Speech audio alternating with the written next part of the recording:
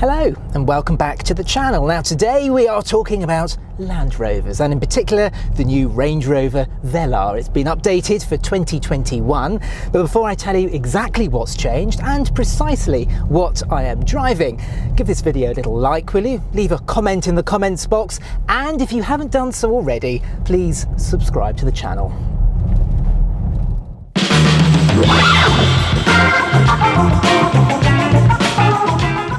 When it launched in 2017, the Velar was a big deal. It looks so sleek, so fresh and modern, and its name was pretty cool too, as that was what the prototype Range Rover was called before it launched as the Range Rover in 1970. Now I know it caused a big stir because I was one of the first in the world to do a video with one, and it clocked up over 1 million views in a matter of days. Such was the interest in the car. And when I look back at my best ever road trips, taking an early Velar on an epic trip around Norway ranks as one of my favourites. Now, 4 years on, Land Rover has given the Velar a bit of a spruce up, with new engines which include petrol and diesel straight sixes built by Land Rover itself. Now, I don't want to talk about those new straight six petrols and diesels. I'm in what I think is the most interesting model of the lot. It's the Range Rover Velar P400e. Now, if you're not particularly up on Land Rover or Jaguar Land Rover speak, that P400e means that this is the plug-in hybrid model. Now that means there's a 2-litre turbocharged 4-cylinder petrol engine up front, pushing out around 300 horsepower. Then attached to the 8-speed automatic gearbox is an electric motor with around 140 horsepower, and at the back there's a 17.1 kilowatt hour battery. Combined output is over 400 horsepower. Now I like cars with over 400 horsepower. Now this car may well have over 400 horsepower, but of course there is an environmentally friendly side to it. It is a plug-in hybrid after all. Now this car can do up to 33 miles on pure electric range.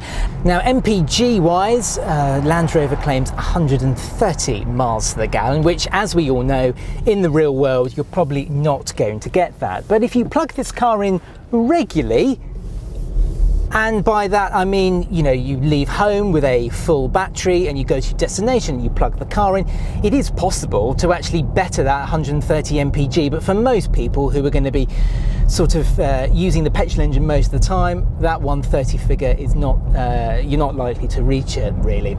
The important thing though is that the CO2 output of this car is just 49 grams per kilometre, which is fantastic news if you want to have a Velar as a company car, because it attracts very low company car tax. So what does this feel like then? Well, you get the choice of 3 different driving modes: hybrid, EV and save. They're all pretty self-explanatory. Hybrid flits between petrol power and electric power when the car sees fit. EV mode, well, that's when the car drives around in pure electric mode. And save, that maintains the level of charge left in the battery so that you can use it at a later point, for example. Now this petrol engine and electric motor and 8-speed automatic gearbox, they work really, really well together. And you find the Velar sort of predominantly tries to push the car in electric mode, which just sort of adds to the whole refinement levels of this car. I mean, it's quick, actually. I mean, 0 to 60 is 5 seconds. Oh, that was a standing start, and yeah, I can quite believe this car takes 5 seconds to get to 60 miles an hour. I mean, that is surprisingly fast.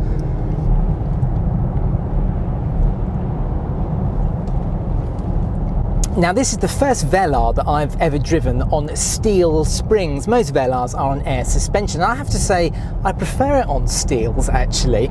On the air suspension it's lovely and wafty, but at times it can get a little bit wobbly. But here, I mean, you just get a far more consistent suspension setup. It's just a bit nicer, I think. Now, I'm a big fan of the Velar. I always have been, even though it has sort of occupied a sort of an awkward space in the Land Rover Range Rover range, because it sits, price-wise, there are a lot of other Land Rover models that sort of compete with it and they overlap price-wise, but I've always been a fan of the Velar, predominantly because of the way it looks, and it just gets better with age, this car. Now for 2021, along with those new engines, Land Rover has also improved the refinement levels. Now you get noise activation or noise cancelling technology, much like you find in a fancy pair of headphones these days, and it just makes this car so quiet just driving around. Tyre roar is very minimal, so is wind noise, and it just is so quiet. And if you put it into EV mode, I mean, it is eerily quiet. And I think electric power is perfect for the Range Rover brand because, as we know, the Range Rover brand is luxurious and prestigious and posh and sort of cosseting and all those kinds of words, and electric power just sits really well with what the Range Rover brand is all about, and it gives this Velar an added level of luxury which perhaps some people felt was lacking in the original car. Now, I've always been a fan of this car's interior. I mean, what I've always liked about the Velar's interior, it's always felt a little bit different compared to all the other Land Rovers and Range Rovers in the range.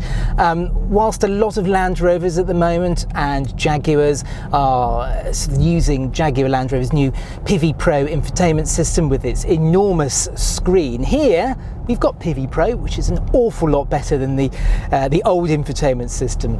But you just get a narrower letterbox style touchscreen that sort of elegantly raises up when you switch the ignition on, and when you switch the ignition off, it just raises back, it drops back down into the dashboard. And you've got this other screen here, really nicely angled. The materials used in here are really nice. It's just got a really welcoming, cosseting feeling in here. Now, new for 2021, there's a new steering wheel with new buttons and a new design.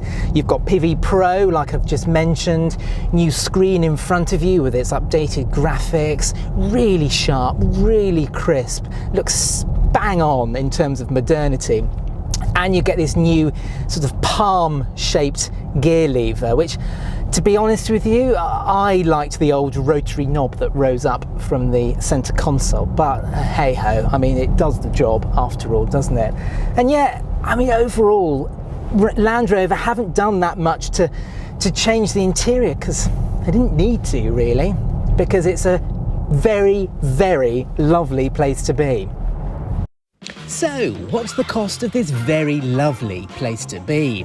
Well, prices kick off at just over £56,500, rising to a pretty eye-watering 71 grand.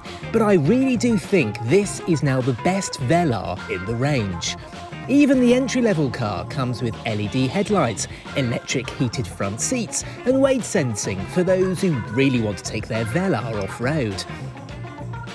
To give you an idea of where the Velar sits in the grand scheme of things, the range-topping Mercedes GLE DE, which is a diesel plug-in hybrid, is larger than the Velar, and it comes in at under £70,000. It's also cheaper to tax and run as a company car.